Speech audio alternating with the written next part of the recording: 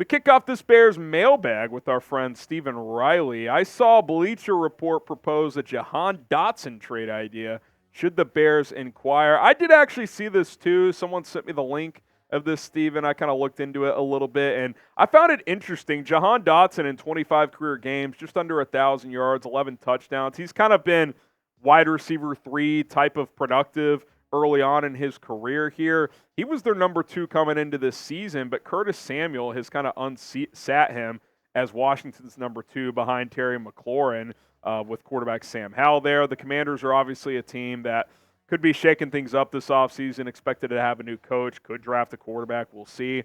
I think Dotson's very similar to Darnell Mooney, a receiver currently on the Bears roster. Now, Mooney is set to hit free agency, so we'll see what the Bears decide to do there, but similar skill sets, quick guys, can take the top off the defense, feisty for their side. They got good quickness, good route running. I see a lot of similarities there. Obviously, Dotson was a much higher draft pick than Mooney was, but in terms of where they would play in this offense, I think you'd put Dotson in the slot, and then ideally you get a true number 2 opposite of DJ Moore. At the same time, you could just re-sign Mooney. That way you don't have to trade, a middle-round pick for Dotson. So keep that in mind as well.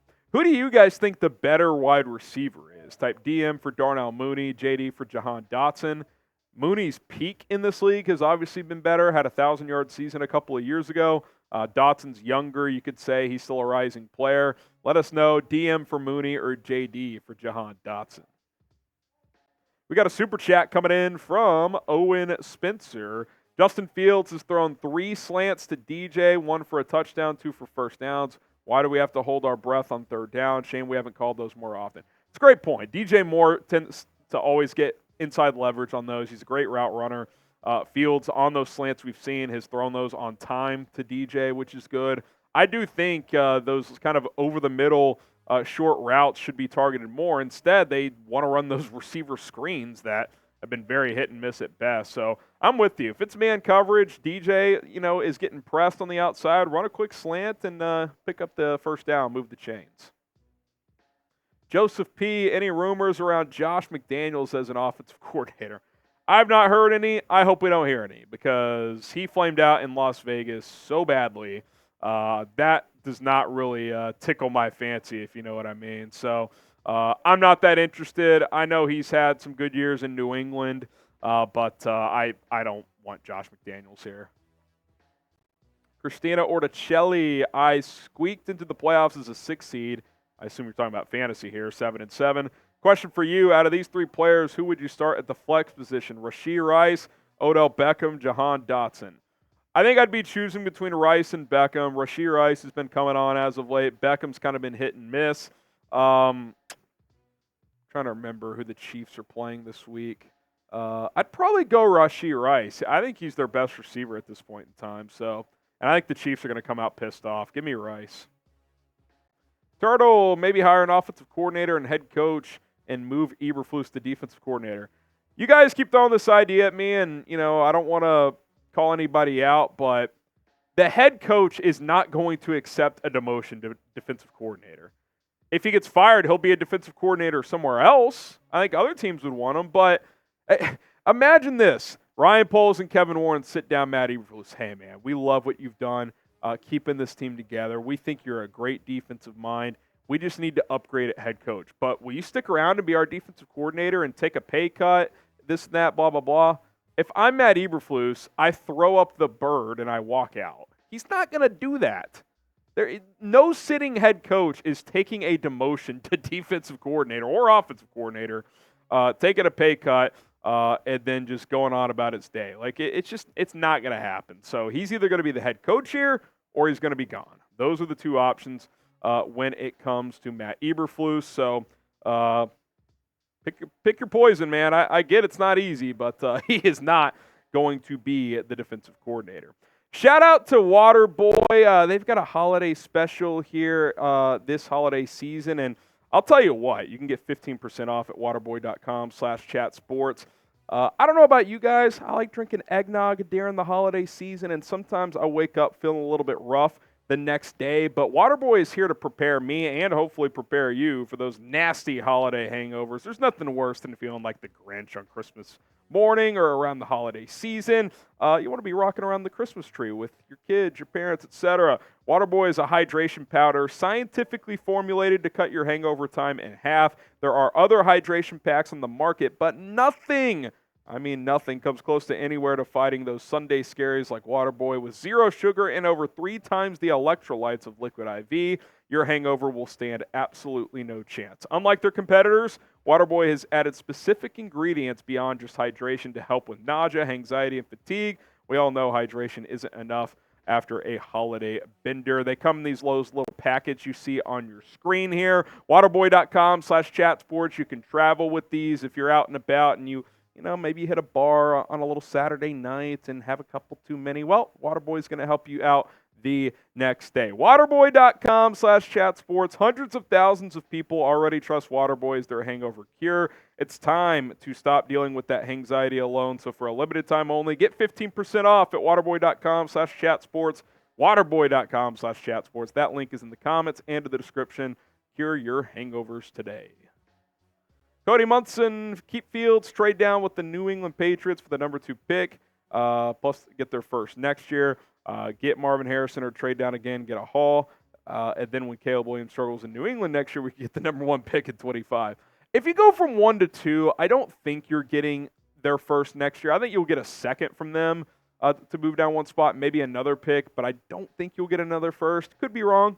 If that's on the table, I would absolutely do it. No doubt about that. Richie Rich, if the Bears do move off of Fields and draft a quarterback in the first, I wouldn't be opposed to signing a vet like Cousins or Tannehill and have him sit a year. We got to change how we develop quarterbacks. Well, number one, I'd be shocked if Minnesota doesn't re-sign Kirk Cousins. Their QB situation's a mess. I think he's going to be back there. Tannehill, okay, but think about what you're saying, right? Like, you draft a quarterback, you want to sit him for a year. Tannehill comes in. Well, you've downgraded at quarterback for next year. Justin Fields is better than Ryan Tannehill right now. He just is. And this team is trending up. You want to stop this team's progression because you drafted a quarterback and don't want to play him as a rookie. Because that's part of this conversation too, guys. Like, if you're moving on from Fields, you need your rookie to be able to play right away. Like, you can't have this growing pain thing and waste next year too, in my opinion. Like, you're on an upward trajectory. You'd hate to go like this, like, ooh, slow build, a bit. Oh, we're really playing well. Trade Justin Fields and, you can't, there's a real chance if you do trade Fields and draft a quarterback, you're pushing things back a year. And if you want to do that, fine, but that would be kind of a bummer at the same time. Emmanuel Watson, if we get rid of Justin, the chances of Williams not getting scared by the pressure and holding on to the ball longer than Justin is inevitable. He won't trust that receivers are open. I don't know if getting rid of Justin has to do with Williams, how it would impact Williams' play style, but yeah, that is a flaw of his. He holds the ball too long sometimes. I will say this, diving deeper into the Caleb Williams thing this year, the talent around him at USC this year actually was not very good. They're going to have maybe one receiver get drafted, and it's going to be in the 5th or 6th round. The offensive line was a mess. They just didn't have what they had the year before. I mean, he had Jordan Addison, and that made it a lot easier. And you could say, well, yeah, when you have great dudes, it's easier. Well, he's going to have DJ Moore if you draft him here. This offensive line is actually in a much better place than it was when Justin Fields came in. So, yeah, I mean, I think we have to consider those things as well. Join the community here at Bears Now. If you're looking for Bears news, rumors, and much more content, you've come to the right place. Hit that subscribe button. It's 100% free. You are not going to regret it. We publish videos every single day. Arrington Rental Properties. What does Fields have to do for you to say he's the guy? I'm not attacking you, just curious what your criteria really is to say, yep, let's keep him and let's use this draft to boost other spots. Well, I put together a video of 5 things I wanted to see once Fields came back for the remainder of the season. And I will go through the categories real quick. Number 1, benchmark. Have a 2-to-1 touchdown to turnover ratio. Right now he's at 1.5, so he hasn't quite reached that. Number 2, I wanted him to complete at least 65% of his passes. He's completing 67% since he's returned, so that's a check mark. Play in all 7 games, win 4 of them. He's 2-1, and he's played in all 3 so far, so he's on track to do that. What were the other two? Keep building the chemistry with DJ Moore. That's absolutely been there. And then I'm trying to remember what the fifth one is. But he was on track. He's on track to get that one as well. So 4 of the 5, he's on track to do. If he hits all 5, I'm for sure, I think, pressing forward with him. If he hits 4 or 5, I'd probably press forward as well. But I want to see how the last 4 games go with those benchmarks that I set. And what do you think the Bears can get for trading the number 1 pick if they get it and don't want to draft the quarterback?